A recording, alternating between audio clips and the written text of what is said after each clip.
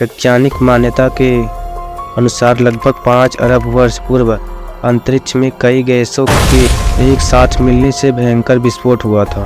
इससे आग का एक विशाल गोला बना, जिसे हम सूर्य के रूप में देखते हैं। धमाका इतना जोरदार था कि चारों तरफ धूल के कण फैल गए और गुरुत्वाकर्षण बल के कारण ये कण पत्थर के छोटे छोटे टुकड़ों में बदल गए। कई सालों के अंतराल के बाद ये कण आपस में जुड़ने लगे और कुछ समय बाद सौरमंडल का जन्म हुआ। और इस तरह लाखों साल बाद गुरुत्वाकर्षण के कारण पत्थर और चट्टान आपस में जुड़ने लगे। इस तरह धरती आग के गोले के रूप में पैदा हो रही थी। वैज्ञानिक अवधारणा के अनुसार 4.54 अरब वर्ष पूर्व पृथ्वी का तापमान 1200 डिग्री सेल्सियस था। ऐसे समय में धरती पर सिर्फ उबलता हुआ लावा, चट्टानें और कई जहरीली गैसें हुआ करती थी। ऐसे में पृथ्वी पर जीवन का अस्तित्व होना असंभव था। पृथ्वी की उत्पत्ति के समय थिया नामक ग्रह 50 किलोमीटर प्रति सेकेंड की गति से पृथ्वी की ओर बढ़ रहा था। यह गति बंदूक से निकली गोली से 20 गुना अधिक होती थी।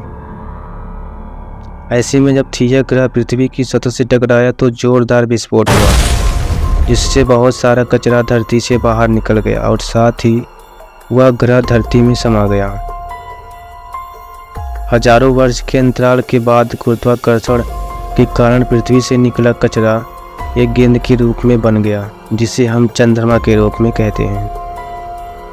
इस प्रकार चंद्रमा की उत्पत्ति हुई। पृथ्वी की उत्पत्ति के बाद अंतरिक्ष में बची शेष चट्टानें पृथ्वी पर गिरने लगी।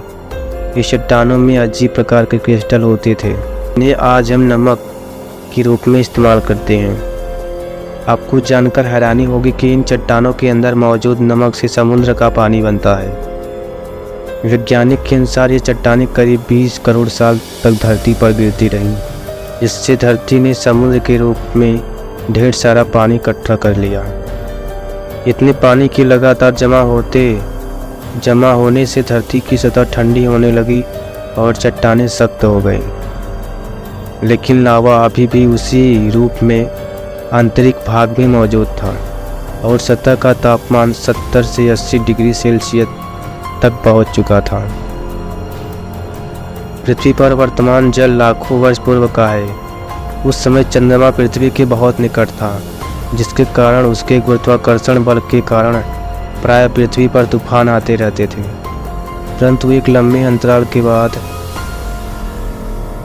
चंद्रमा और पृथ्वी के बीच दूरी बढ़ने के कारण पृथ्वी पर तूफान आना शांत हो गई।